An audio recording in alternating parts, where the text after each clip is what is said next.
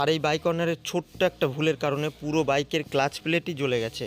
আর এই ভুলটি যেন তোমাদের সাথে না হয়, ভিডিওটা দেখতে থাকো, বলে দিব। তো এই হচ্ছে বর্তমানে ক্লাচ সেন্টারের কন্ডিশন। তোমরা এখানে দেখতেই পাচ্ছ কতটা ক্ষয় হয়ে গেছে।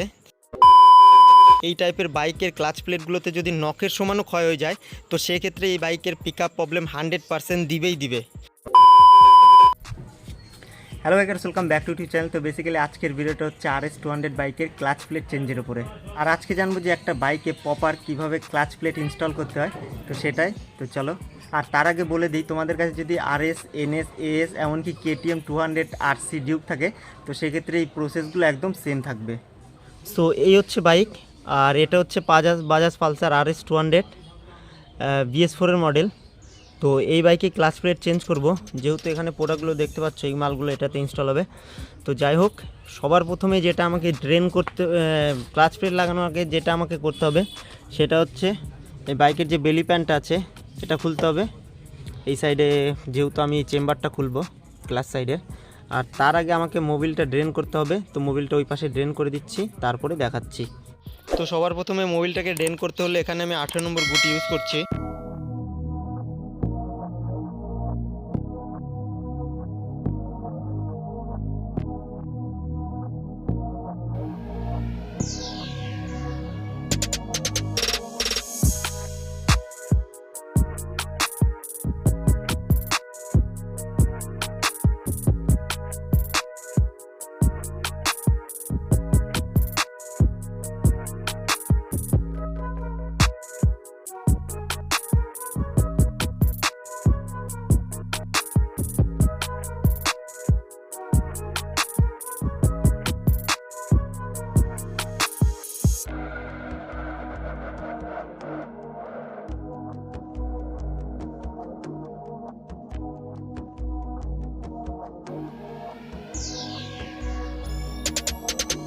তো এখানে যে দেখতে পাচ্ছ মেন হাউজিংয়ের নাটটা, তো এটাকে খুলতে হলেও না একটা মেকানিজম জানতে হবে।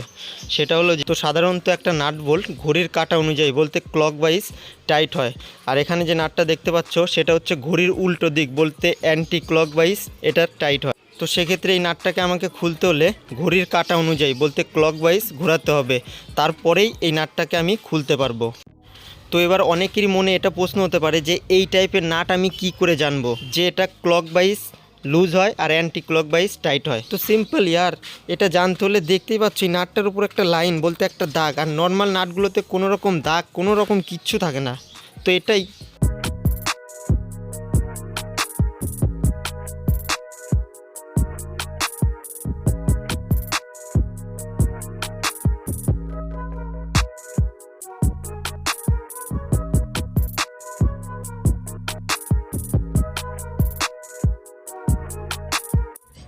তো এই হচ্ছে বর্তমানে ক্লাচ সেন্টারের কন্ডিশন, তোমরা এখানে দেখতেই পাচ্ছ। তো এটাকে আমি জুম করে দেখাচ্ছি যদিও। তো আগে ক্লাচ প্লেটটা দেখি। তো এই হচ্ছে ক্লাচ প্লেট। তো এটার কন্ডিশন তো খুবই খারাপ হয়ে গেছে, যেমন এটার লেদারগুলো পুরো একদম কালো হয়ে গেছে আর হার্ড হয়ে গেছে। তো যার কারণে বাইকের টানটা বলতে শর্ট পিক আপটা আসছে না। আর যদি বলি প্রেশার প্লেটের, তো প্রেশার প্লেটও একটু খারাপই হয়ে গেছে। তো যদি বলি ক্লাচ হাবের কথা, তো সেক্ষেত্রে এটা একটু এই জায়গাগুলোতে লাইন চলে আসছে, তো খুব একটা বোঝা যাচ্ছে না। তো এবার আমি দেখাচ্ছি ক্লাচ সেন্টারটা। তো এই হচ্ছে বর্তমানে ক্লাচ সেন্টারের কন্ডিশন। তোমরা এখানে দেখতেই পাচ্ছ কতটা ক্ষয় হয়ে গেছে। এই টাইপের বাইকের ক্লাচ প্লেটগুলোতে যদি নখের সমানও ক্ষয় হয়ে যায়, তো সেক্ষেত্রে এই বাইকের পিক আপ প্রবলেম 100% দিবেই দিবে। তো এবার অনেকেরই মনে এটা কোশ্চেন জাগে যে আমার বাইকের যদি ক্লাচ প্লেট জ্বলে যায়, তো সেই ক্ষেত্রে আমি ক্লাচ হাব সেন্টার কেন চেঞ্জ করব? তার কারণ হচ্ছে একটাই, যদি এই টাইপের বাইকগুলোতে শর্ট পিক আপ চাও আগের মতন, আর ক্লাচ হাব সেন্টার যদি একটু খারাপ থাকে বলতে 100%-এর মধ্যে 1%ও যদি খারাপ থাকে, তো সেই ক্ষেত্রে এরকম প্রবলেম আবার দিবেই দিবে। হয়তো কিছুদিন ভালো চলবে, কিন্তু যা তাই হয়ে যাবে।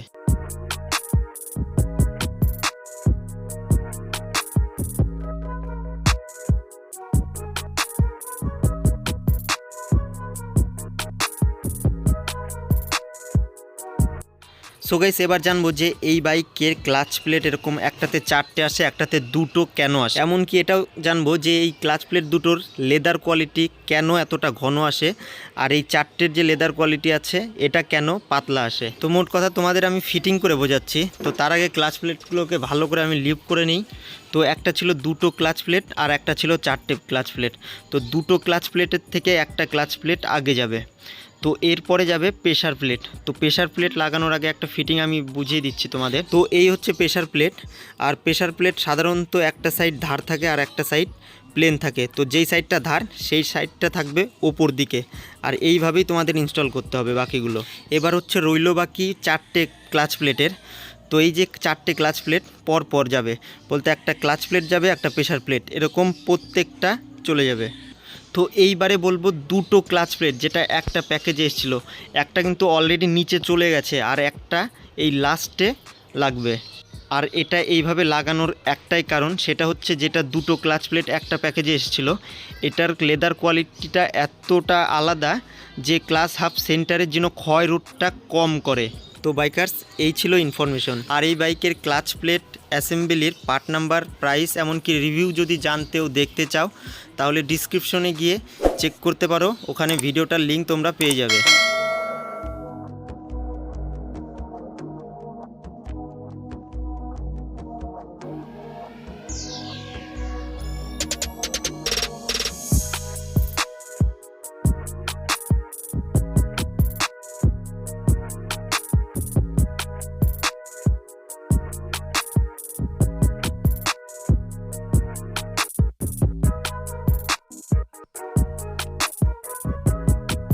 তো এটা হচ্ছে মোবিল ফিল্টার, আর এটাকে আমি একটু লিভ করে নিব।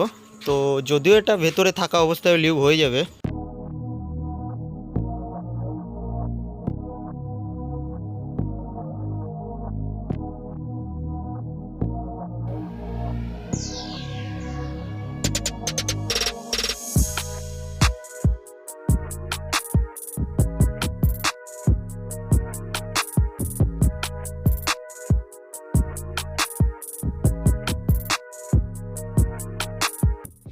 তো এখানে আমি ফিল্টারটাকে ভালো করে ক্লিন করে নিয়েছি। এখানে তোমরা কেরোসিন কিংবা পেট্রোল ইউজ করতে পারো। আর এখানে ড্রেন নাটটা লাগানোর আগে তোমরা অবশ্যই চেক করে নেবে যে এই ওরিংটা কোনো রকম ড্যামেজ নেই।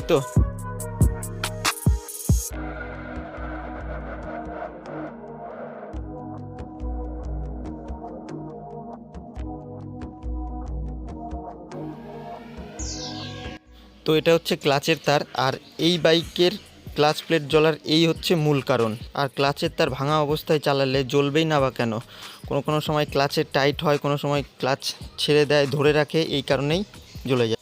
আর এই হচ্ছে নতুন ক্লাচের তার, এটাকেও ইনস্টল করে দিব।